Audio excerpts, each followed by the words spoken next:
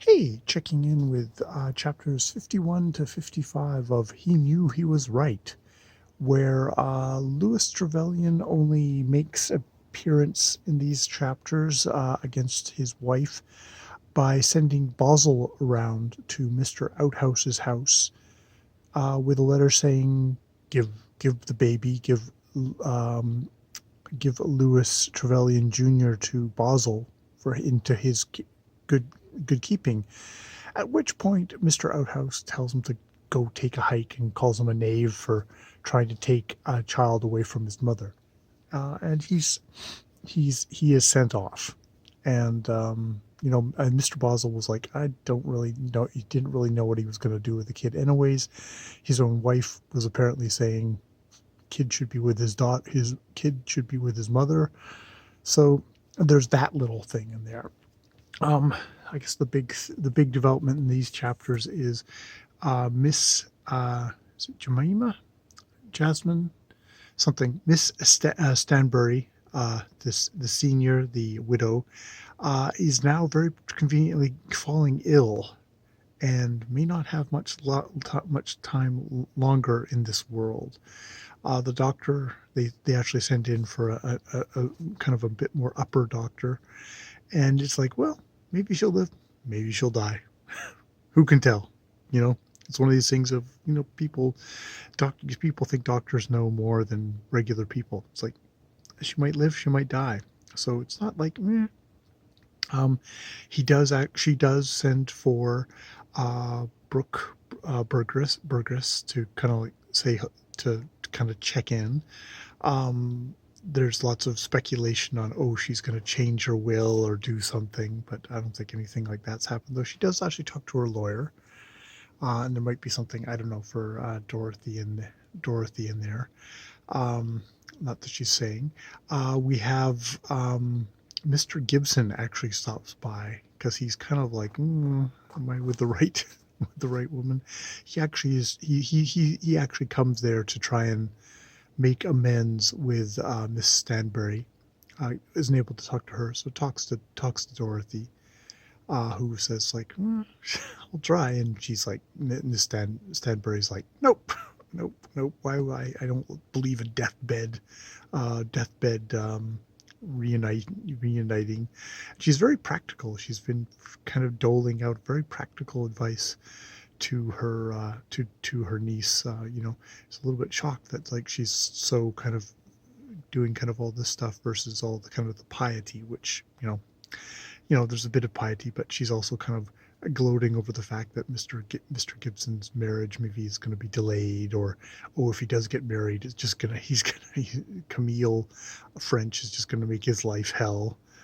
So there's all that going on. Um, we also have Nora Nora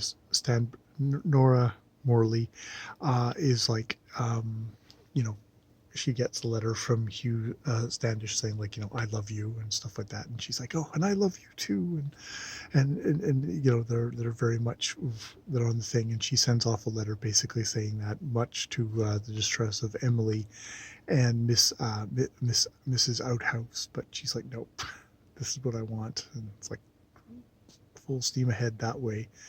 He in his letter he does say like, well, look, I don't have that much money at the moment, but this is where I'm at, and if you'll say you love me too, it'll firm up my purpose to make sure I make a living in this world and all that sort of stuff. So there's all that. um there is a bit more of that.